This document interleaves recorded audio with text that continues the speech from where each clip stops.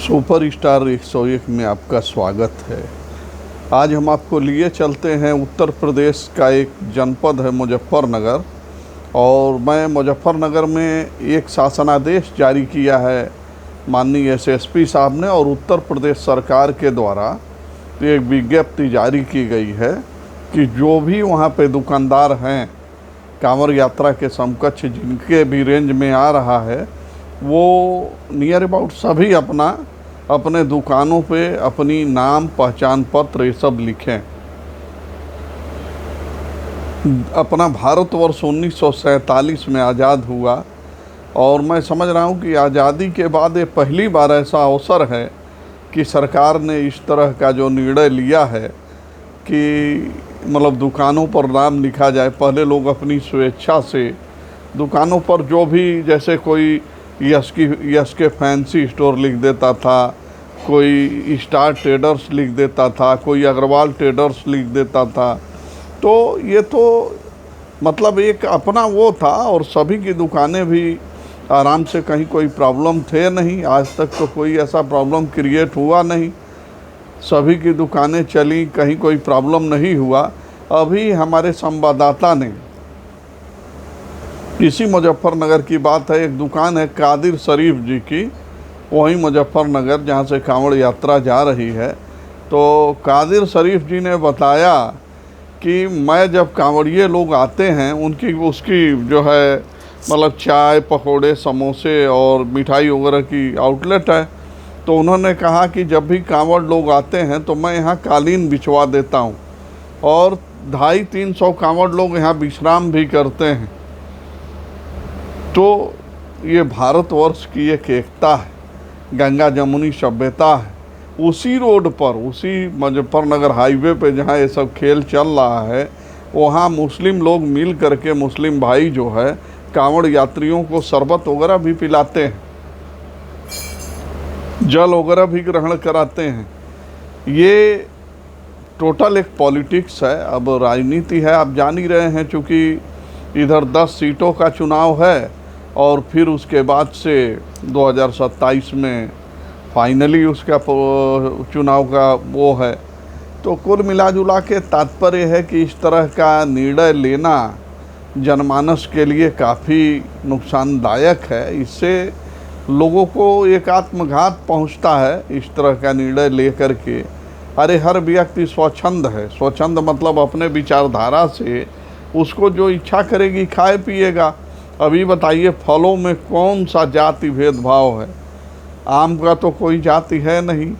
आम वही ब्राह्मण भी खाते हैं, वही ठाकुर लोग भी खाते हैं, वही मुस्लिम भी खाते हैं, वही आम सिख भी खाते हैं, वही आम जो है दलित भी खाते हैं, वही आम पासवान और हरिजन भी खाते हैं।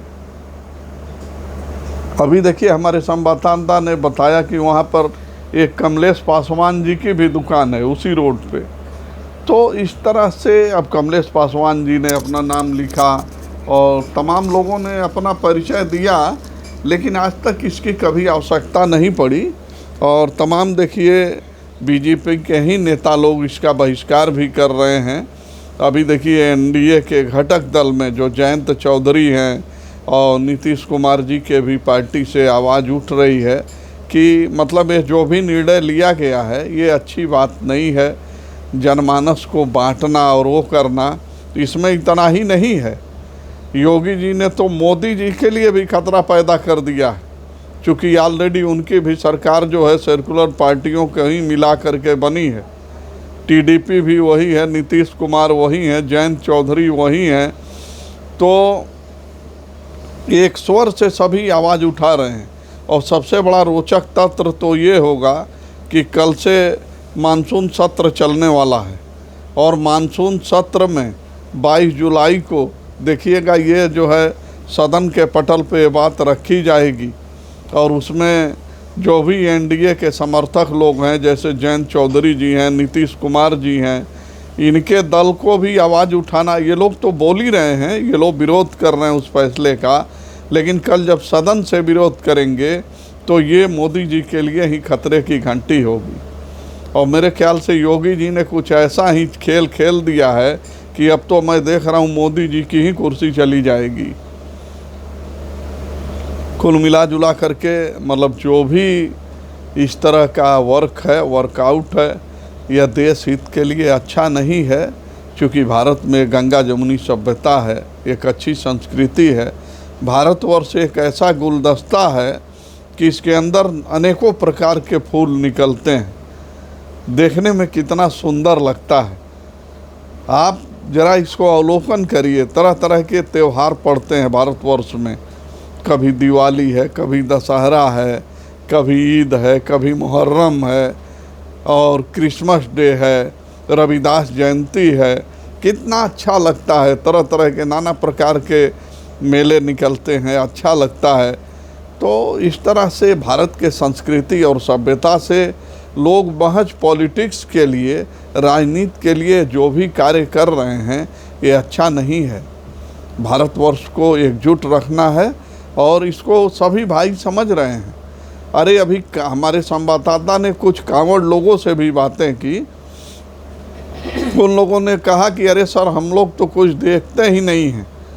वो लोग कहा कि अरे वो चाय में बेचारे क्या डाल देंगे, चाय में कॉमनली पी रहा हूँ, पानी पी रहा हूँ, और हम लोग जहाँ थक जाते हैं वहीं रुक जाते हैं। ऐसा कोई भेदभाव नहीं है। तो हमारे कांवड़ भाइयों ने भी ऐसा ही कहा। तो ये सिर्फ एक राजनीति है। अब ये समझ लीजिए कि मोदी जी के लिए खतरे की घंटी है। अब जितने घटक दल इनसे संबंधित जुड़े हुए हैं, आरएलडी हुआ, जेडीयू हुआ और एलजेपी हुआ, चिराग पासवान जी की पार्टी हुई, तो ये कल सदन में बहुत ज़ोरदार इस पर चर्चा चलेगी और सरकार के लिए दिक्कत हो सकती है। अभी देखिए पैकेज का भी मामला चल रहा है। उधर नीतीश जी को भी पैकेज चाहिए, स्पेशल राज्य का दर्जा चाहिए बिहार के लिए, और उनको भी कई हज़ार करोड़ का पैकेज चाहिए जो है चंद्रबाबू नायडू जी को अपने राज्य के लिए।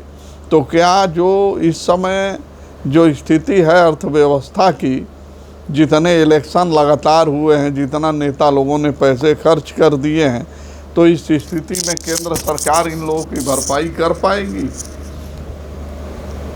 आगामी समय में ऐसे ही सरकार ढह करके गिर जाएगी। ऐसे लोग समर्थन लेंगे वापस। मेरी बातों को बहुत ध्यानपूर्वक समझिएगा और हमारे चैनल को सब्सक्राइब और लाइक ज़रूर करिए कि मैं आगे तक अच्छी न्यूज़ आप तक पहुंचाता रहूं। धन्यवाद, नमस्कार, सत श्री अकाल, अस्सलाम वालेकुम।